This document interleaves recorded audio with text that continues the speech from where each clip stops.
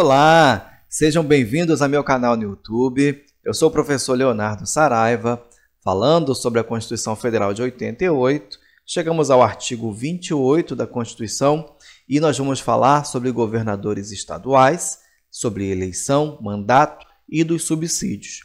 Bom, no artigo 28, nós temos o seguinte: a eleição do governador e do vice-governador de estado para mandato de 4 anos realizar-se-á no primeiro domingo de outubro, em primeiro turno, e no último domingo de outubro, em segundo turno, se houver, do ano anterior ao do término do mandato e seus antecessores, e a posse ocorrerá em 1º de janeiro do ano subsequente, observado, quanto ao mais, o disposto no artigo 77. Aqui, no artigo 28, nós temos a Constituição Federal regulamentando a eleição dos governadores. Você vai observar que no artigo 77 o texto é praticamente o mesmo para a eleição de presidente e vice-presidente. Lembrando que são eleitos pelo sistema majoritário, ok? Então, no artigo 77, você vai ver as particularidades das eleições e nós vamos estudar mais à frente os parágrafos do artigo 77 e vão ser aplicados às eleições dos governadores. Quando a banca, então, te cobrar sobre eleições de governadores, ela vai te cobrar com base no artigo 77 também. Desta forma, estudando o artigo 77, você preenche as lacunas do artigo 28. Mas há uma decisão do Supremo Tribunal Federal, e isso eu falo não para efeito de concurso, dificilmente um concurso vai te pedir algo desse tipo, mas para efeito de conhecimento. Uma decisão em ADI de número 1057, que diz o seguinte: na realidade, e tal como precedente acentuado, os Estados-membros acham-se vinculados em função de expressa determinação constitucional, inscrita no artigo 28 caput, o que nós lemos, ao modelo subordinante estabelecido pelo artigo 77 da Constituição, que se aplica, no entanto, por força dessa cláusula de extensão. Qual é a cláusula de extensão? No artigo 28, tá? É o que nós acabamos de ler. Apenas as eleições ordinárias e populares realizadas para a seleção de governador e de vice-governador de estado, inexistindo, no que concerne à hipótese de escolha suplementar pelo próprio Poder Legislativo, no caso excepcional da dupla vacância, qualquer regramento constitucional que, limitando a autonomia estadual, imponha a essa unidade da federação a sua integral submissão aos padrões normativos federais.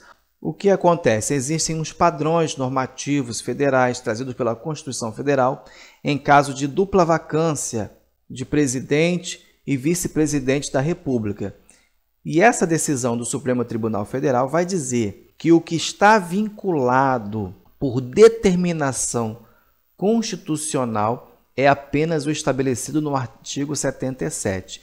E você vai ver que no artigo 77 da Constituição não é tratada a situação de dupla vacância. A dupla vacância vai ser tratada no artigo 80 da Constituição. Desta forma, o artigo 28 ele está vinculado apenas ao disposto no artigo 77. É um conhecimento a mais para você, dificilmente será cobrado em concurso. Bom, fazendo um link com o artigo 14, parágrafo 3º, inciso 6º, a linha B, eu lembro a você que para eleger-se como governador e vice-governador de estado e do Distrito Federal, além das demais condições de elegibilidade, é necessário a idade de 30 anos e o concurso vai dizer para você que é 21, tá? 30 anos para governador e vice. O parágrafo 1º perderá o mandato o governador que assumir outro cargo ou função na administração pública direta ou indireta, ressalvada a posse em virtude de concurso público e observado o disposto no artigo 38, inciso 1, 4 e 5.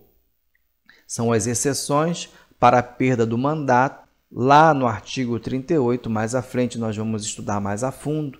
O que eu quero destacar aqui para você é que no artigo 38 Foi mencionado apenas o inciso 1º, 4 e 5. Por que não foi o 2º e 3º? Porque o inciso 2º se refere a prefeitos e o inciso 3º a vereadores, tá? Então, o artigo 38 será importante também para o seu estudo. No parágrafo 2º, os subsídios do governador, do vice-governador e dos secretários de Estado serão fixados por lei de iniciativa da Assembleia Legislativa, observado que dispõe os artigos 37, 9º, 39, parágrafo 4º, 150, inciso 2º, 153, inciso 3º e 153, parágrafo 2º. Na aula do artigo 27, inclusive, nós mencionamos essa situação.